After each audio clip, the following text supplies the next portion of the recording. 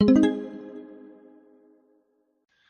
viewers. This is Paladin of Odin, and this is some more Magic the Gathering Online. This is another episode of the Standard Commentary Series, and it looks like we've got Bant Aggro versus Blue-Red Control. Aggro currently has a flipped Duskwatch Recruiter, so he's got the Crawlin' Horde Howler, and Blue-Red doesn't have anything, but it does look like he Clash of Will the Tireless Tracker.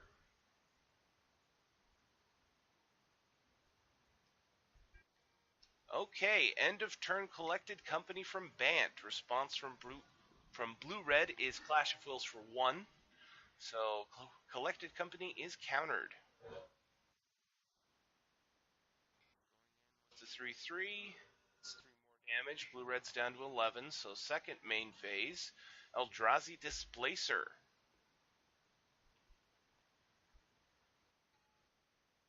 Resolves.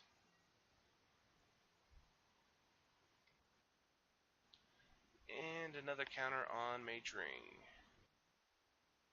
Now, he does only have one source of colorless mana, the Avamaya Coast. So even if he were untapped, he could only activate Displacer once, and the only thing he could do is bounce the Duskwatch Recruiter, and that wouldn't be very helpful unless it was to save it.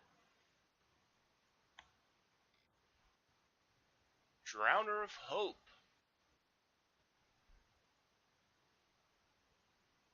Well, so far, you know, there's nothing that really needs to be tapped down. The 5/5 is a much better deterrent than the tapping.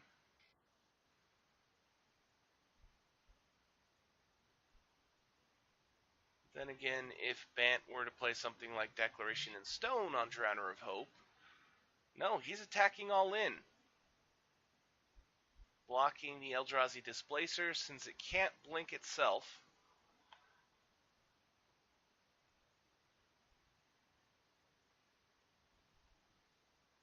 Does Bant have a response?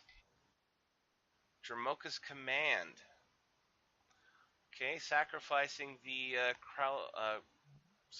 Kralin Horde Howler to deal 4 damage to the Drowner so that they will trade. Go away. Go away. I don't know why that keeps happening.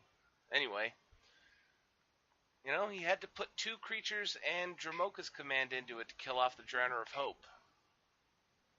Now he's down to 1 card. Blue-Red throws down Jace, Unraveler of Secrets.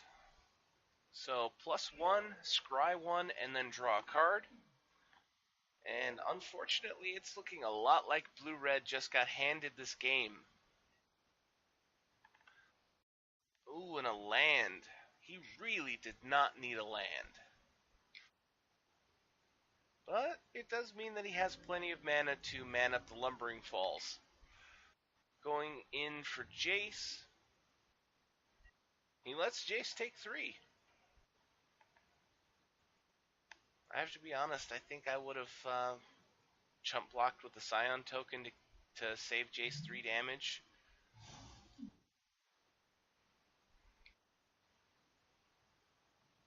Hedron Archive. He does have the mana up to sacrifice the Archive to draw 2 cards if he feels like it. Scion tokens are going in. 2 more damage. And now he won't have the option of chump blocking the Lumbering Falls when it attacks in this turn, because undoubtedly it will. Jace, Vryn's Prodigy.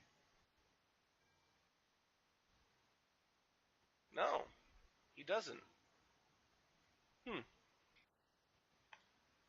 So, end of turn, another counter on Majoring Network.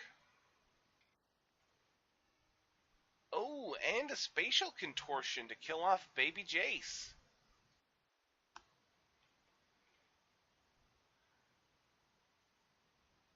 +1 on Unraveler of Secrets. And Ulamog, the Ceaseless Hunger. Pretty sure that Bant is going to concede here. There's really not much that he can do against this. He's got such a card deficit. Blue-Red can continue to make that deficit bigger, and now he has a 10/10 indestructible that basically exiles half of his deck every time it attacks. Response from Bant is Ojutai's command. Counter target creature spell, and he gets Jace back. So he does save himself from Ulamog, but his ability still triggers, gets rid of all of his white mana. So a last ditch Ojutai's command. I mean, if he hadn't had that, I would have conceded, but hey, he had a good response. I mean, he is out of white mana now, which kind of sucks. Flashback, collected company with Jace. Ooh, gets himself a Sylvan Advocate and a Reflector Mage, so that'll bounce one of the Eldrazi Scion tokens into the Aether. Gone. And his situation is a lot better. He's got a 4/5 and a 2/3. And blue-red only has a single 1/1 creature. Another +1 on Jace. But again, that's the problem.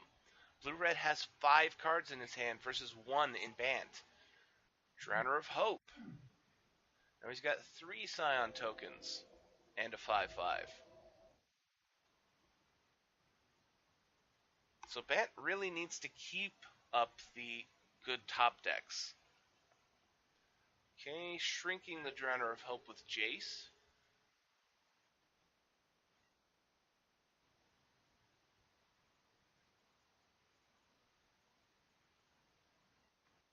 End of turn, another counter on Majoring Network. +1 on Jace again, up to 7. Another land. I have to admit, at this point, I think at the end of Bant's next turn, I would sacrifice the Hedron Archive to draw 2 cards. Because just look at the amount of mana he has. There's no way that he needs the 2 more mana from Hedron Archive. Unless he has an X cost burn spell that he's hoping to throw at Bant's face.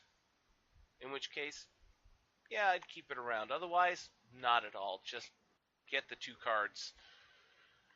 Duskwatch Recruiter after shrinking Drowner of Hope. Response from blue-red. That's quite a bit of mana. Clash of Wills for 5.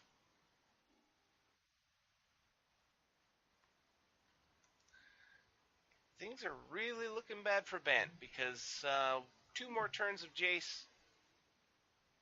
Well, let's see. He could go +1 this turn. Next turn, he could sacrifice him from. Oh, he bounces Sylvan Advocate. Oh, I see.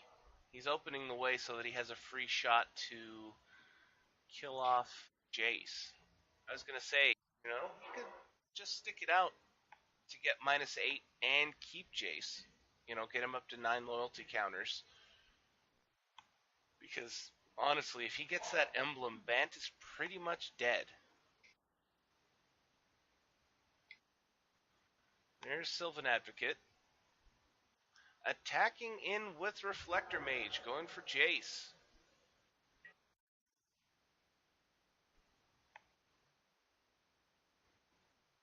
I think I would have sacrificed the spawning bed to get the 3 Scion tokens and then block Reflector Mage. All 3 to kill it. Anticipate. Response from Bant is Dramoka's command. Sylvan Advocate will win that fight and kill the Drowner of Hope. But Spell Shrivel. Pay 4 or it's countered. He only has 3.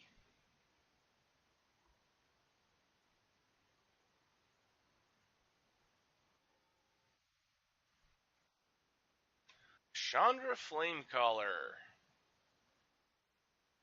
Goes for the 0 so that he can draw more cards. Discards 2 Kozilek Return and a Clash of Wills.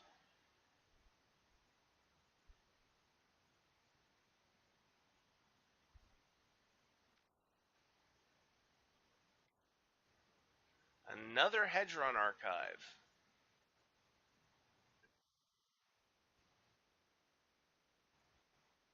Okay, Reflector Mage from Bant. Popping the Scion tokens to tap down the field means that he would have to bounce the Drowner of Hope. Yeah, it's not a May effect.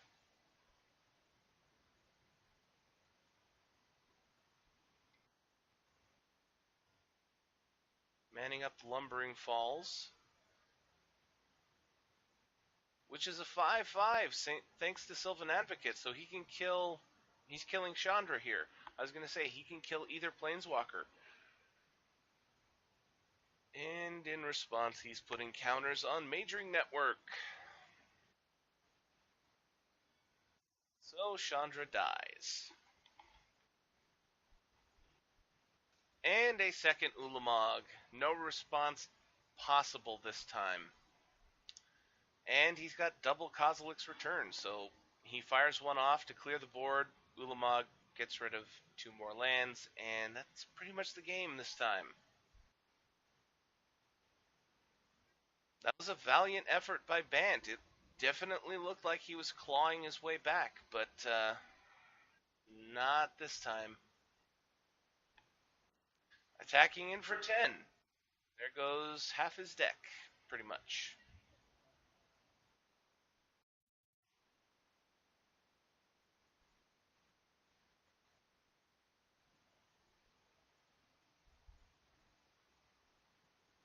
Oh, wow. He bounced his own Ulamog. That's kind of a dick move, considering you've pretty much won this game already.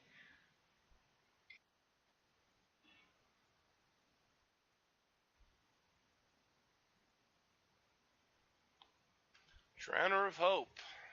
And Bant concedes. Honestly, I would have conceded the first time he played, well, the second time he played that Ulamog this game. Unfortunately for him, he just wasn't able to build up enough aggression early enough to get past control's elements of control. There was just no way. You know, it was almost completely even. Play a creature, it gets countered. Play a creature, it gets bounced. Play a creature, it gets tapped, and whatnot, until the point where Blue-Red basically took the game from Bant. So, you know, that was a pretty good show for Blue-Red. Not so good a show for Bant, unfortunately, but, you know, that's the way these things can happen sometimes. And that took a really long time, so I'm going to end the video here. That was Blue-Red Control versus Bant Aggro. And if you liked what you saw, hit that like and subscribe button for me, and I'll see you in the next video.